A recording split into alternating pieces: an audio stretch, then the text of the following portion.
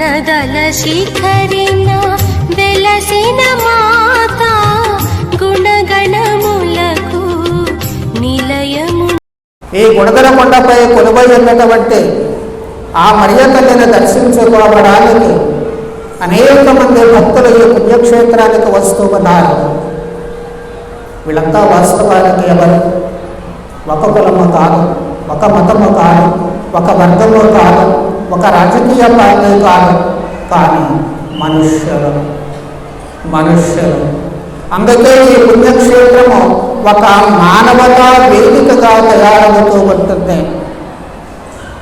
మానవతా వేదిక. మనిషి అయినటువంటి వ్యక్తి ఎవరైనా సరే తనకు వివిధ రకాలైనటువంటి బాధలు ఉండవచ్చు, వివిధ రకాలైన సమస్యలు ఉండవచ్చు, రకరకాలైన మానసిక వేదనలు ఉండవచ్చు, అప్పుల బాధలే ఉండవచ్చు, కుటుంబాలలో కలహాలే ఉండవచ్చు, సంఘంలో ఈర్ష్య ద్వేషాలే ఉండవచ్చు, మానసిక ప్రశాంతతను కోల్పోయి ఉండవచ్చు.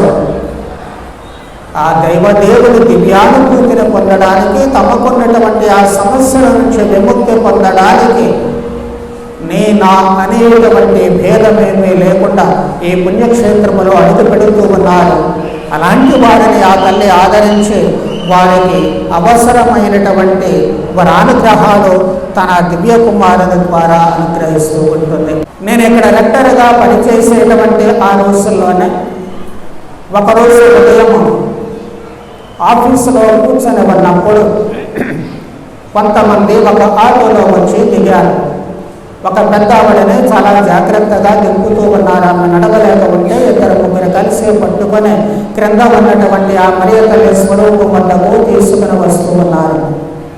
నేను వెంటనే బయటికి వచ్చి ఒక కుర్చీ తెప్పించి ఆమెకు వేశాను. ఏమిటి అంటే అప్పుడు ఆమె చెబుతూ ఉంది, అయ్యా మాది హైదరాబాదు, ఏ కాళ్ళు నొప్పులు ఎలా వచ్చాయో తెలియదో, కాళ్ళు పడిపోయినట్లుగా అయిపోయాయి, కీళ్ళ నొప్పులు వచ్చాయి, తిరగనే హాస్పిటల్ లేదు, వేయని వైద్యులు లేదు, అయినా డబ్బులన్నీ కరిగిపోయాయి, కానీ ఇదిగో ఈ నొప్పులు మాత్రం అలాగే ఉండిపోయాయి.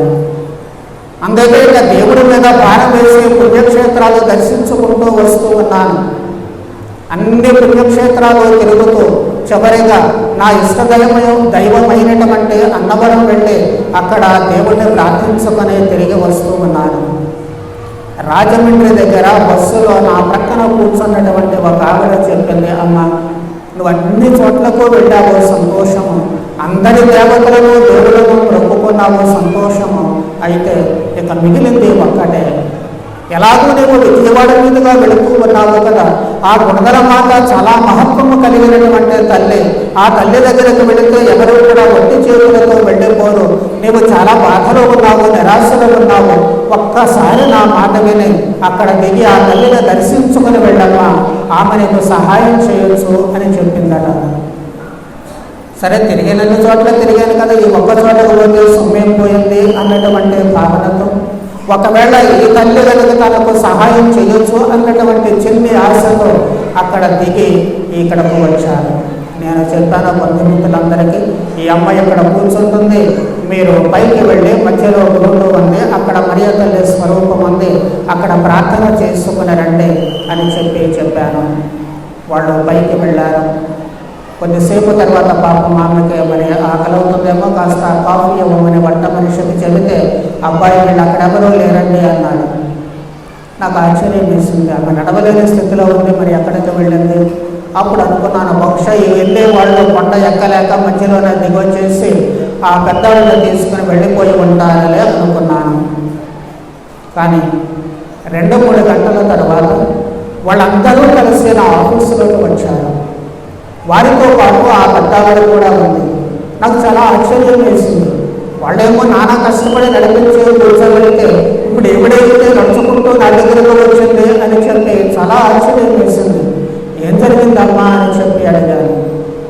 అప్పుడు ఆ బంధువులు చెప్పారు, అయ్యా మేము ఇప్పుడు ఇక్కడ కూర్చోబెట్టి మరియ తల్లి దగ్గరకు వెళ్ళాము, అక్కడ ప్రార్థన చేసుకుని మేము అక్కడ చెప్పినటువంటి వాళ్ళ శిలువ దగ్గరకు వెళ్ళమంటే అక్కడ కూడా వెళ్ళి ప్రార్థన చేసుకొని తిరిగి వచ్చేసరికి మాకు ఆశ్చర్యం కలిగింది. ఎందుకంటే ఏమి అక్కడ కూర్చొని ఉండే మరియ తల్లి దగ్గర అని. అమ్మ నువ్వు ఎలా అక్కడికి వెళ్ళగలిగావు అంటే ఆమె చెప్పింది, అయ్యా కొద్దిసేపు కూర్చున్న తర్వాత ఏం తోచబాటు చూచాను. అక్కడ ఉన్నటువంటి ఆ గోడ మీద బొమ్మల్లో ఒక దేవదూత కనిపించారు. మెల్లగా పాక్కుంటూ అక్కడి దాకా వెళ్ళాను. ఆ తర్వాత అవతల మరొక బొమ్మ కనిపించింది.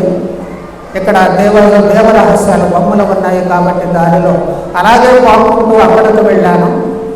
నేనున్నటువంటి స్థితి మరిచిపోయి ఆ ఒక్కొక్క బొమ్మని అలా చూసుకుంటూ నేను చివరికి మరియ తల్లి దగ్గరికి వెళ్ళాలి. ఎలా వెళ్ళానో నాకు తెలియదు. నా మనసంతా బొమ్మల మీద ఉంది, మరియ తల్లి మీద ఉంది. కానీ అక్కడికి వెళ్ళాను.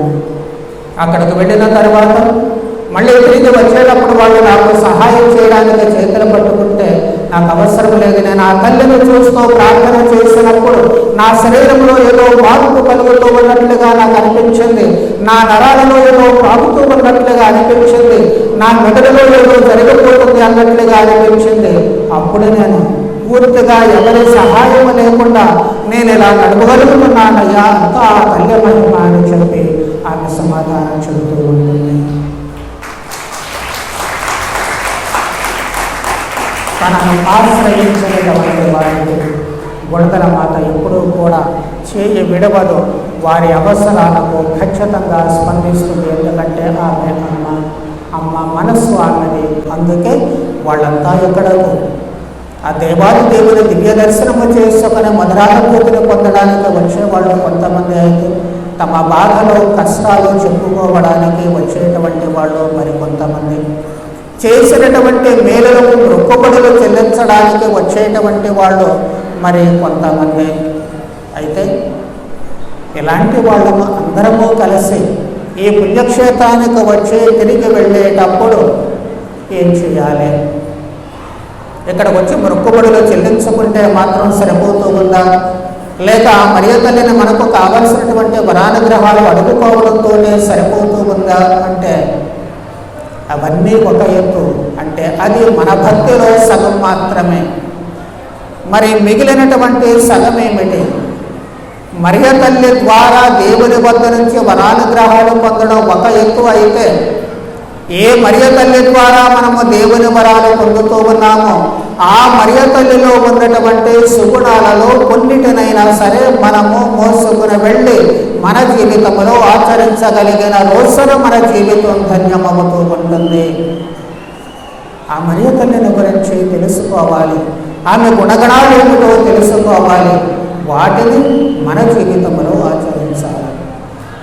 ఈ 3 రోజుల పండుగలో ఎన్నో గొప్ప ప్రసంగాలు చెప్పబడుతూ ఉన్నాయి, ఎన్నో బోధనలు చేయబడుతూ ఉన్నాయి. ఎక్కడే కాక బయట కూడా మనం వింటూ ఉంటాం. వీటన్నిటి ద్వారా ఆ తల్లిలో ఉన్నటువంటి మంచి లక్షణాలు ఏమిటో తెలుసుకొని వాటిని మనం అనుసరించగలిగిన రోజున మన జీవితాలు చరితార్థమవుతాయి. ఈ రోజున మనము వాటిలో 2 సుగుణాల గురించి ధ్యానించేద్దాం. మొట్టమొదటి సుగుణము ప్రారంభంలో చెప్పినట్లు మరియ తల్లి ఆపద్బాంధవి. ఆపదలో ఉన్నటువంటి వారిని ఆదుకుంటుంది. అడగాల్సినటువంటి అవసరం కూడా వాస్తవానికి లేదు. మనము లోకాసు వార్త 1వ అధ్యాయము 39, 56 వచనాలలో గమనించినట్లయితే మరియ తల్లికి మంగళవార్త చెప్పబడిన తర్వాత తాను దేవునికే తల్లి అవుతుందన్న విషయం తెలిసిన తర్వాత మరుక్షణములు ఆమె ఎక్కడో దూరములో ఉన్నటువంటి ఎలిసబేతమ్మ దగ్గరకు వెళుతుంది. ఎందుకు? ముసలి ప్రాయంలో ఆమె గర్భము ధరించింది. పాప ముసలావిడ గర్భము ధరించింది. ఎన్ని ఇబ్బందులు పడుతూ ఉంటుందో. ఇంట్లో నుంచి బయటికి రాలేక సిగ్గుతో ఒకవేళ ఇబ్బంది పడుతుందేమో, 10 మందిలో మరి ఎలా ఏం నవ్వుకుంటారేమో అనేటువంటి బాధతో ఇంట్లో ఉందేమో. ఆమెకు సహాయం చేసేటువంటి వాళ్ళు ఉన్నారో లేరో. కాబట్టి నేను వెళతాను, ఆమెకు సహాయం చేస్తాను. ఆమె ఇబ్బందులు ఎక్కడో ఉండి గుర్తించింది ఏమి, ఆ ఇబ్బందుల్లో సహాయం చేయడానికి వెళుతూ ఉంటుంది. అది మరియ తల్లిలో ఉన్నటువంటి గొప్ప సుగుణము. అంతేకాదు, తనకు చేత కాకపోయినా ఉన్నటువంటి అవసరాన్ని గుర్తించి తన కుమారుడైనటువంటి ప్రభువైన యేసుక్రీస్తు ద్వారా సహాయము చేసేటువంటి మరొక గుణము మరియ తల్లిలో ఉంది. కానాపల్లి పెళ్ళిని జ్ఞాపకం చేసుకుంటే వాళ్ళకు ద్రాక్షారసం అయిపోయింది. ఈ రోజున మనకు భోజనంలో కూర లేకపోతే ఎలాగో అక్కడ కూడా అలాగే. మరి అలాంటి పరిస్థితులలో ఆ తల్లి ఏం చేస్తుందో ఎవ్వరూ అడగలేదు. అయినా తన కుమారుడి వద్దకు వెళ్ళి, నాయన వాళ్లకు సహాయం చెయ్యి, వాళ్లకు ద్రాక్షారసం అయిపోయింది అని చెప్పి బలవంతంగా ప్రభువు చేత అద్భుతము చేసి వారికి సహాయం చేస్తూ ఉంటుంది. అది ఆ తల్లి మనసు. ఆపదలలో ఉన్నటువంటి వారిని ఆదుకోవడం, ఇవి మనం చేయాల్సినటువంటి అవసరము ఎంతైనా ఉంటుంది. మన చుట్టుప్రక్కల ఉన్నటువంటి వాళ్ళు చాలామంది ఆపదలో ఉంటూ ఉంటారు, నిస్సహాయాలుగా ఉంటూ ఉంటారు. మనకు చేతనైనంత వరకు వాళ్ళకు సహాయం చేయాలి. వాళ్ళు అడిగారా లేదా అనేటువంటిది ముఖ్యం కాదు. వాళ్ళ ఆపద గురించి మనకు తెలుసా లేదా అనేటువంటిదే, వాళ్ళ అవసరం గురించి మనకు తెలుసా లేదా అనేటువంటిదే, వాళ్ళ ఇబ్బంది గురించి మనకు తెలుసా లేదా అనేటువంటిదే. నీకు కనుక తెలిస్తే నీ చేయి చాలు. నువ్వు ఎవరైనా సరే, అవతల వాళ్ళు ఎవరైనా సరే, నీకు శత్రువే కావచ్చు, మిత్రువే కావచ్చు, బంధువే కావచ్చు, బంధువు కాకపోనవచ్చు, అయినా సరే అవతల మనిషికి నీవు సహాయం చేయగలిగినప్పుడు సహాయం చేయాలి. అలాగే కానాపల్లి పెళ్లిలో మాట్లాడితే ప్రక్క వాళ్ళ ద్వారా సహాయం చేయాలి. ప్రక్క వాళ్ళని అడగవచ్చు. చేసేవాళ్ళు చాలామంది మనకు కనిపిస్తూ ఉంటారు. వాళ్ళ దగ్గరికి వెళ్ళు, బాబు అమ్మ అదిగో పలానా వాళ్ళకి సహాయం అవసరం, నువ్వు చేయగలవని నేను అనుకుంటున్నాను, కాబట్టి కాస్త ఆ చెయ్యి చాచి వాడికి సాయం చేయని చెప్పి అడగాలి. మీరు జ్ఞాపకం చేసుకున్నట్లయితే పునీత మదర్ తెరీసా గారు తను చేరదీసినటువంటి ఆ పిల్లల కోసం ఒక ధనవంతుడిని చెయ్యి చాచి డబ్బులు అడిగారు. సహాయం అడిగినప్పుడు ఆ పెద్ద మనిషి ఏం చేశాడో తెలుసా? కాండ్రకి చెప్పున ఆమె ముఖం మీద ఉమ్మేశాడు, చేతిలో కాదు. ఆ పునీతురాలు దాన్ని తుడుచుకొని తన చీర కొంగు తుడిచేసుకొని మళ్ళీ చెయ్యి చాపి, నాయన ఇది నా కోసం వేశావు, మరి నా పిల్లల కోసం ఏమేస్తావు అని చెప్పి చాలా మౌనంగా చాలా ఆర్ద్రంగా అడుగుతూ ఉంది. అప్పుడు కరిగిపోయాడు ఆ పెద్ద మనిషి. ఏమాత్రము చిన్నపుచ్చుకోకుండా ముఖం మీద మూసినప్పటికీ తన గురించి ఆలోచించకుండా, తన గొప్పతనాన్ని గురించి, తన చిన్నతనాన్ని గురించి ఆలోచించకుండా ఎవరో దిక్కు మొక్కు లేనటువంటి ఆ పసిబిడ్డల కోసం ఆ తల్లి చేయి చాపింది. అప్పుడు ఆయన గుండె కరిగింది. ఆనాటి నుంచి మదర్ తెరీసా ఆ సభకు ఆయన చనిపోయేంత వరకు కూడా మంచి బెనిఫిటర్గా సహాయకారిగా ఉంటూ ఉన్నారు. మనం కూడా అదే చేయాల్సినటువంటి అవసరం ఏర్పడుతూ ఉంటుంది. ఎవరికి ఎప్పుడు ఎలా సహాయం అవసరమైతే మనకు చేతనైతే మనం చేయడం, లేకపోతే వేరే వాళ్ళ ద్వారానైనా చేయాలి. అప్పుడే మన జీవితం చరితార్థమవుతూ ఉంటుంది. రెండవ సుగుణము మరియ తల్లిలో మనం గుర్తుంచుకోవాల్సిందే. మరియ తల్లి దేవుణ్ణి మోసుకెళ్ళేటువంటి మనిషి. ఆమె దేవుణ్ణి మోసుకెళ్తూ ఉంటుంది. ఎలిజబెతమ్మ దగ్గరకు వెళ్ళినప్పుడు తన కడుపులో బిడ్డ ఉన్నారు. ప్రభువైన యేసు పసిబిడ్డగా తన గర్భంలో ఉన్నారు. అందుకే ఎలిజబెతమ్మ దగ్గరకు వెళ్ళి ఆమెకు నమస్కారం చెబితే ఏమవుతూ ఉంటుంది? అదుగో ఆమె నోటి మాట అవతల ఎలిజబెతమ్మకు ఆనందాన్ని కలిగించింది. ఆమె కడుపులో ఉన్నటువంటి బిడ్డ కూడా ఆనందముతో గంతులు వేశారు. దేవుని యొక్క వరము వాళ్లకు లభిస్తూ ఉంటుంది. అందుకే ఆమె దేవుణ్ణి మోసుకెళ్ళినటువంటి మనిషి. దేవుణ్ణి మోసుకెళితే మందలిస్తే మండలు పోస్తాయి, పలకరిస్తే ప్రతి వాళ్ళు హృదయాలు పులకరిస్తూ ఉంటాయి. కాబట్టి ఆ దేవుణ్ణి మోసుకెళ్ళేటువంటి మనుషులముగా మనము కూడా తయారు కావాల్సినటువంటి అవసరం ఏర్పడుతుంది. గుడులు, గోపురాలు, పుణ్యక్షేత్రాలకు వెళుతూ ఉంటాం. మళ్ళీ మనం వెనక్కి వెళ్ళేటప్పుడు ఏం చేయాలి? ఆ దేవుణ్ణి మోసుకెళ్ళాలి, ఆ ప్రభువును మోసుకెళ్ళాలి, ఆ మరియ తల్లిని మోసుకొని వెళ్ళాలి. మనతో పాటు మన ఇళ్లకు తీసుకుని వెళ్ళాలి. మన జీవితంలో ఆ మరియ తల్లి ఉండాలి. ఆ ప్రభువైన యేసుక్రీస్తు మన హృదయాలలో ఉండాలి. అప్పుడేమవుతుంది? నీవు ఎక్కడ ఉంటే అక్కడ ఆహ్లాదకరమైనటువంటి వాతావరణం ఏర్పడుతూ ఉంటుంది. నీ మాట ప్రతి వారికి ఆహ్లాదాన్ని కలిగిస్తూ ఉంటుంది. నీవు మాట్లాడేటువంటి మాట బాధల్లో ఉన్న వారికి ఊరటను కలిగిస్తూ ఉంటుంది. నీవు మాట్లాడేటువంటి మాట నీ సన్నిధి ఎవరెవరైతే కష్టాల్లో ఉంటారో, నిస్సహాయ స్థితిలో ఉంటారో వారికి ధైర్యాన్ని కలిగిస్తూ ఉంటుంది. నేను తోడున్నాను అనేటువంటి భరోసా నీ ద్వారా వాళ్లకు కలుగుతూ ఉంటుంది. ఎందుకు? నీలో దేవుడు ఉన్నాడు కాబట్టి, నీతో పాటు మరియ తల్లి ఉంది కాబట్టి. ఆ దేవుడు నీ ద్వారా నీ ద్వారా సమస్త జనులను దీవిస్తానని అబ్రహాముకు చేసినటువంటి వాగ్దానము ఈ రోజున మరియ తల్లి ద్వారా మాత్రమే కాదు, నీ ద్వారా నా ద్వారా కూడా దీవిస్తూ ఉంటారు.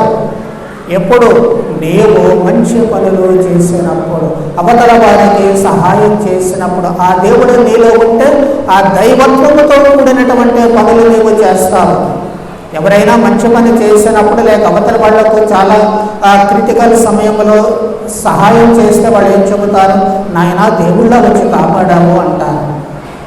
నిజంగానే దేవుళ్ళ మారాలి. పునీత్ అగస్టిన్ వారు చెబుతూ ఉన్నారు, మనిషిని దేవుడుగా మార్చడానికి దేవుడు మనిషి అయ్యాడు అని చెప్పి. కాబట్టి మనము దైవ సన్నిధికి వచ్చినప్పుడు ఆ దైవ శక్తిని, దైవ మహిమను మనలో నింపుకోవాల్సినటువంటి అవసరం ఏర్పడుతూ ఉంటుంది.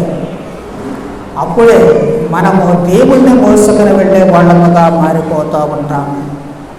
కొన్నిసార్లు పొరపాటున సైతానును కూడా మోసుకొని వెళుతూ ఉంటాము, దయ్యాన్ని మోసుకొని వెళుతూ ఉంటాము. మనకు తెలియదు చాలాసార్లు, మనం చేసే పనులు మనకు తెలియదు చాలాసార్లు. చాలామంది కొన్నిసార్లు చెబుతూ ఉంటారు, స్వామి సైతాను నా నెత్తి మీద కూర్చుంది, దెయ్యం నా నెత్తి మీద కూర్చుంది, అందుకే ఇలాంటి అప్రాచ్య పనులు చేశాను, ఇలాంటి పాడు పనులు చేశానని వాపోతూ ఉంటారు. నేను చెబుతాను, నాయన దెయ్యం నీ నెత్తి మీద కూర్చోలేదు, సైతాను నీ నెత్తి మీద కూర్చోలేదు, నీలోనే ఉంది ఆ సైతాను. నువ్వే సైతానుగా మారుతున్నావు. దేవుడిగా మారాల్సినటువంటి నీవు, దైవత్వాన్ని నింపుకోవాల్సినటువంటి నీవు సైతాను గుణాలను అలవరుచుకుంటూ ఉన్నావు, సైతాను బుద్ధిని పొందుతూ ఉన్నావు. అందుకే నీ పనులన్నీ సైతాను పనులుగా మారుతూ ఉన్నాయి. కాబట్టి నీ బుద్ధిని మార్చుకో, నీ నడవడిని మార్చుకో, నీ ఆలోచన మార్చుకో. దేవుడు నీ హృదయంలో ఉంటారు. నీవు చేసేటువంటి పనులన్నీ కూడా మంచి పనులుగా మారుతూ ఉంటాయి. అందుకే మనలో ఉండేటువంటి కోపము, ద్వేషము, పగ, ప్రతీకారాలు వీటిని అన్నిటినీ కూడా మనము తీసి ప్రక్కన పెట్టాలి. మనలో ఉండేటువంటి వ్యసనాలు మనలను లోపరుచుకోకుండా వాటిని బయటకు తీసివేయాల్సినటువంటి అవసరం ఏర్పడుతూ ఉంటుంది.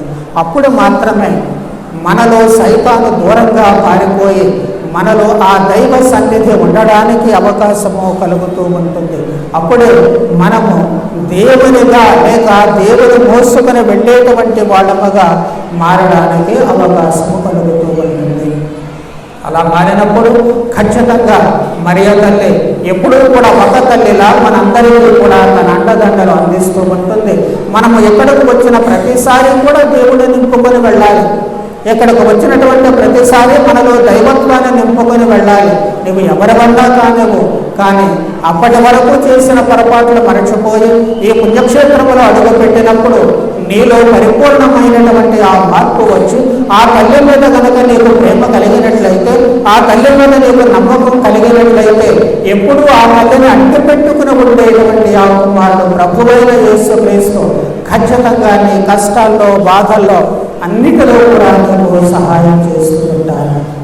అందుకే ఇక్కడకు వచ్చినటువంటి భక్తులందరూ కూడా మీ అవసరాలతో పాటు ఆ తల్లి సుగుణాలను కూడా మోసుకొని వెళ్ళినట్లయితే మీ అవసర సమయాలలో అడిగినా ఇస్తూ ఉంటుంది, అడగకపోయినా ఆ దైవానుగ్రహాలను మీకు అన్ని వేళలా ఇస్తూ ఉంటుంది.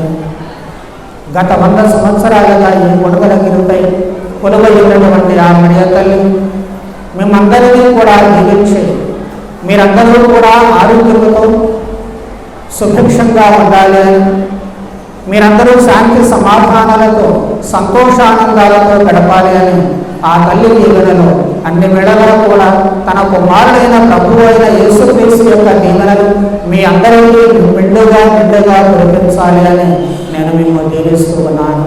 పితా పుత్ర పవిత్ర ఆత్మ నామమున